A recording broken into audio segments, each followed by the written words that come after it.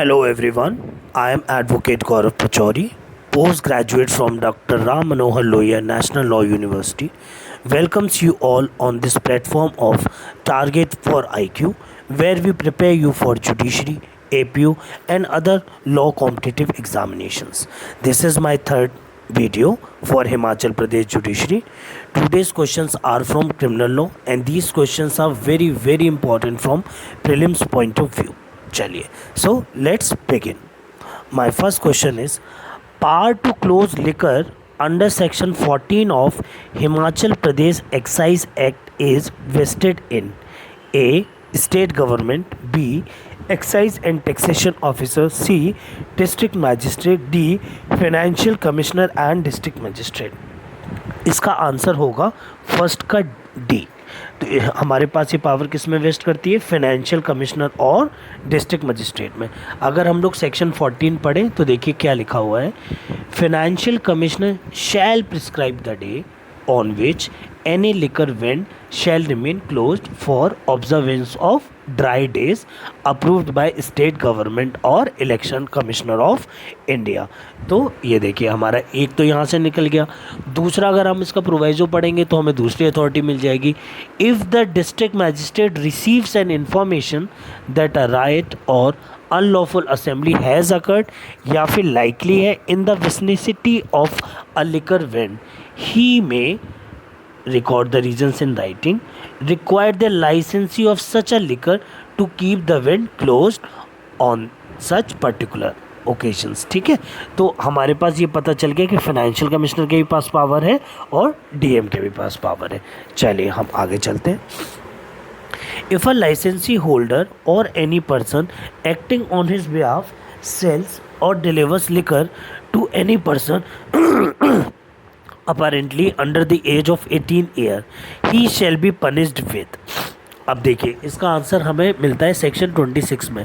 आप directly section 26 open कर लीजिए सब लोग हिमाचल प्रदेश एक्साइज एक्ट में. तो ये देखिए हमारे सेक्शन 26 में इसका आंसर हमें मिल जाएगा. अगर कोई भी पर्सन ऐसा करता है तो he shall be punished with a fine which may extend to 10,000 rupees but shall not be less than 10,000 but shall not be less than 2,000 rupees. ठीक है, तो इसका आंसर अब हमारा बताइए आप लोग क्या होगा. इसका आंसर होगा हमारा थर्ड का डी. सॉरी, सेकंड का हमारा आंसर हो जाएगा इसका सी. Fine which may extend to 10,000 rupees but which may not be less than 2,000 rupees. चलिए हम थर्ड पे चलते हैं. Permit for scientific management of wild life management of wild animals under section 12 of wild life protection act does not include. अब आप लोग मुझे बताइए जो साइंटिफिक मैनेजमेंट की हमें परमिशन मिलती है उसमें क्या नहीं इंक्लूड होता है. Translocation of any wild animal, B population management of wild life, C translocation of suitable habitat, D population management by poisoning और अदरवाइज डिस्ट्रॉइंग वाइल्ड एनिमल. इसका आंसर आप लोग मुझे बताइए. इसका आंसर हमें वाइल्ड लाइफ प्रोटेक्शन एक्ट में मिलेगा. अभी कौन से सेक्शन में मिलेगा इसका आंसर आप लोग मुझे कमेंट सेक्शन में लिख के बताएंगे. फ़िलहाल मैं इसका आंसर बता दे रहा हूँ, पर इस आंसर का रेफरेंस कौन से सेक्शन में ये आप लोग मुझे कमेंट सेक्शन में बताइएगा. थर्ड का आंसर होगा हमारे D population management by poisoning और अदरवाइज डिस्ट्रॉइंग वाइल्ड एनिमल. तो थर्ड का डी होगा. अगर आप लोग कॉमन सेंस में लगाएंगे तो भी पता चल जाएगा कि हमारा डज नॉट इंक्लूड में क्या आएगा. चलिए नेक्स्ट चलते हैं. Fourth, chief wild life warden may grant permit to enter और reside in a sanctuary for the following purpose. अब हमें इसमें चूज़ करना है incorrect one. A photography, B scientific management of population, C tourism, D transaction of business with any person residing in the sanctuary. अब इसके लिए आप लोग ओपन कर लीजिए section number 28 of wild life protection act. तो जब हम इसका सेक्शन 28 ओपन करेंगे तो देखिए उसमें लिखा हुआ है कि हमें परमिट किस किस चीज़ में कौन देता है. देखिए ये भी आ सकता है, चीफ वाइल्ड लाइफ वार्डन देता है. ठीक है, एप्लीकेशन पे देता है किसी भी पर्सन को कि आप भाई एंटर कर सकते हो, रिसाइड कर सकते हो सेंचुरी में फॉर ऑल या any of the following purpose. कौन कौन सी? इन्वेस्टिगेशन और स्टडी ऑफ वाइल्ड लाइफ, उससे related purpose, photography, C scientific research, D tourism, E transaction of lawful business with any person residing in the sanctuary. तो हमारे इसका answer क्या होगा, फोर्थ का B, scientific management of population कहीं पर भी नहीं दिया गया है। ठीक है, चलिए, power of entry, search, detention under the chapter prevention and detention of offence in wildlife protection act is specified in section 46, 26, 63, section 50। अब आप लोग फिफ्थ का आंसर बताइए क्या होगा। आप लोग कुछ मत कीजिए, अपना इंडेक्स खोल लीजिए। आप लोग जब इंडेक्स खोलेंगे तो उसमें देखेंगे आप लोग फिफ्थ का डी आंसर हो जाएगा। हमारा सेक्शन 50 इसका आंसर है। सेक्शन 50 में क्या लिखा हुआ है, power of entry, search, arrest and detention, chapter 6 prevention and detention of offences. चलिए, अब आगे हमारा इंडियन फॉरेस्ट एक्ट से क्वेश्चन है ये।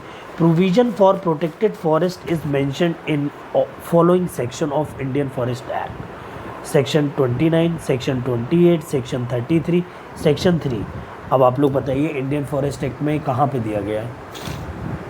आप लोग इसके लिए कुछ भी मत कीजिए, अपने आप लोग बैरेक्ट ओपन कीजिए, बैरेक्ट के इंडेक्स पे जाइए, इंडेक्स में आप लोग सेक्शन 29 मार्क कर लीजिए। प्रोटेक्टेड फॉरेस्ट हमारा सेक्शन 29 में दिया गया है और चैप्टर 4 में दिया गया है। ऊपर देखेंगे चैप्टर 3 में हमारा विलेज फॉरेस्ट दिया गया है। ठीक है, 7 हमें इसमें इनकरेक्ट स्टेटमेंट बताना है। ठीक है, तो पहला, state government may make rules to regulate the transit of all timber and other forest produce. B, Section 41 will override the rules made by central government to prescribe the route by which timber and other forest produce may be imported. C, central government may levy a duty as it may declare by notification on all timber or other forest produce. D, owner of any land may write to the collector, but this land be managed by the forest officer as a reserve or protected forest. देखिए, section 41 will override the rules made by central government. आप सबसे पहले एक तो उसमें section का reference दिया गया, सेक्शन 41 पे जंप कर लीजिए और शायद हमें हमारा आंसर उसके नियर ही मिल जाए। ठीक है, आप लोग अपनी बैरेक्स प्लीज़ अपने साथ ज़रूर रखिएगा। अगर आप लोग रेफरेंस मार्क्स नहीं करेंगे तो इस प्रकार के वीडियोस आपके ज़्यादा यूज़ में रहेंगे नहीं। सेक्शन 42 ओपन आप लोग सॉरी सेक्शन 41A ओपन कीजिए, उसमें देखिए क्या लिखा है, notwithstanding anything in section 41 central government may make rules to prescribe the route by which alone timber और other forest produce may be imported, exported और मूव्ड इन टू और from. तो यहाँ पे तो उल्टी बात लिख दी गई कि section 41 will override the rules. In fact section 41A में क्या लिखा है, notwithstanding anything in section 41। So हमारा incorrect option will be B, तो हमारा 7 का बी आंसर होगा। 8th, all offence under Himachal Pradesh excise act shall be bailable, non bailable, bailable, non bailable. C, bailable except first and second proviso of sub section 39(1), 40 and 41। D, non bailable except sub section 2 of section 38 and proviso to section 42। अब ये बताइए हमारा कहाँ लिखा हुआ है, section का reference anyone.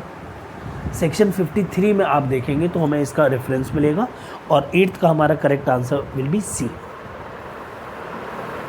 9th, 142A of negotiable instrument act 1881 was inserted by, इसको अभी इसी के सामने लिख लीजिएगा 9th को। It was inserted by act 26 of 2015 and it came into force on 15/6/2015. That means option A will be the correct answer.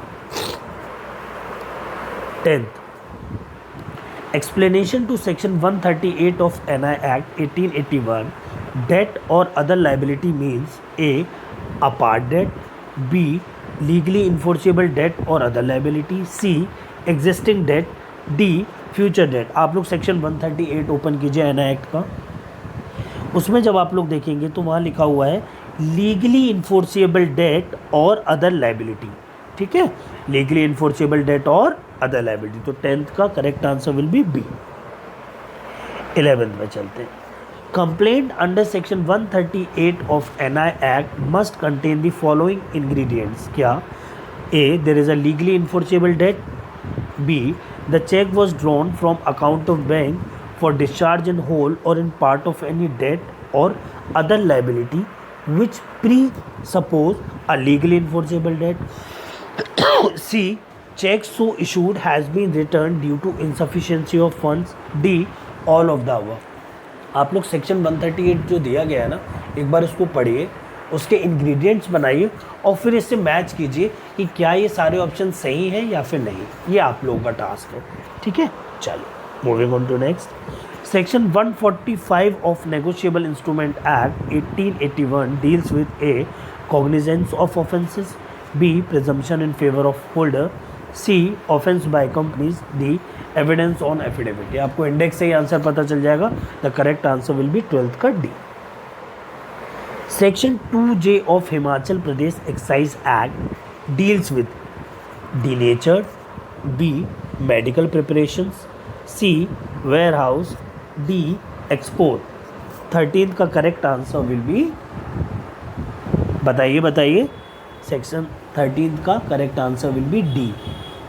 ठीक है, अच्छा अब कोई मुझे ये बताएगा कि एक्सपोर्ट में लिखा क्या क्या है. एक्सपोर्ट में कुछ नहीं लिखा है. बहुत common sense. Means to take out of the Himachal Pradesh otherwise than across a custom frontier as defined by the central government. ठीक है, चलिए next 14th. What is the penalty for unlawful production, manufacture, possession, import, export, transport, sale under Himachal Pradesh excise act. इसमें क्या punishment दी गई है? A. Imprisonment for a term which may extend to 3 years and fine which may extend to 2 lakh rupees. B. Imprisonment which may not be less than 6 months but which may extend to 5 years and fine which may extend to 50,000. C. Imprisonment for a term which may extend to 5 years and with fine which may extend to 3 lakh rupees. D.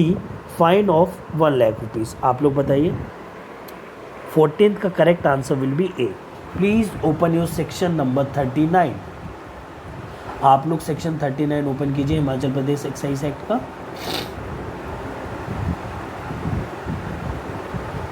और जब आप लोग section 39 देखेंगे तो उसमें आपको यही ही answer हमारा मिल जाएगा.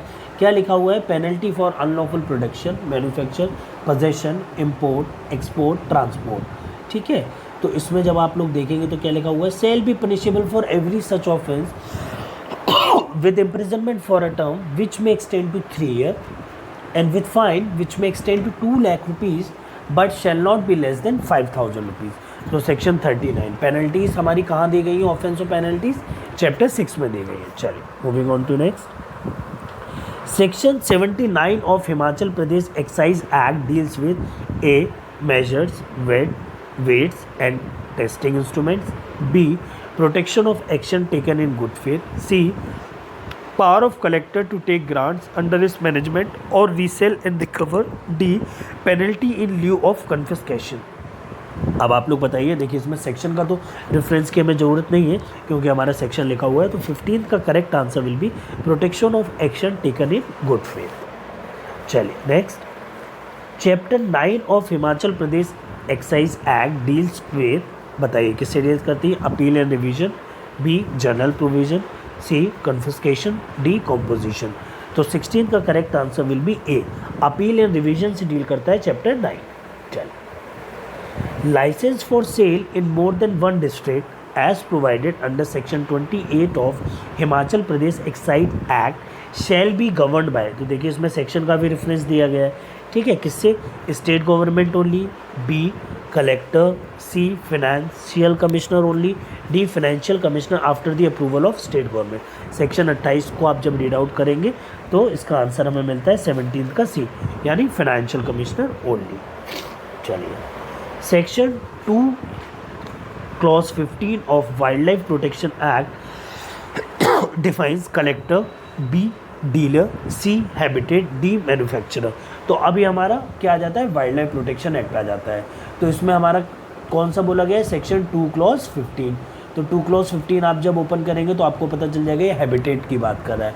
हैबिटेट में क्या क्या आता है? Land, water, vegetation which is the natural home of any wild animal. ठीक है, चलिए next, chapter 3A of wild life protection act deals with, तो ये हमारा किससे डील करता है? Protected area, recognition of zoos, protection of specified plants, D prevention and detection of offences. तो चलिए हम लोग इंडेक्स में अपना चैप्टर 3 ओपन कर लेते हैं और इसका आंसर हमें वही मिल जाएगा, ठीक है।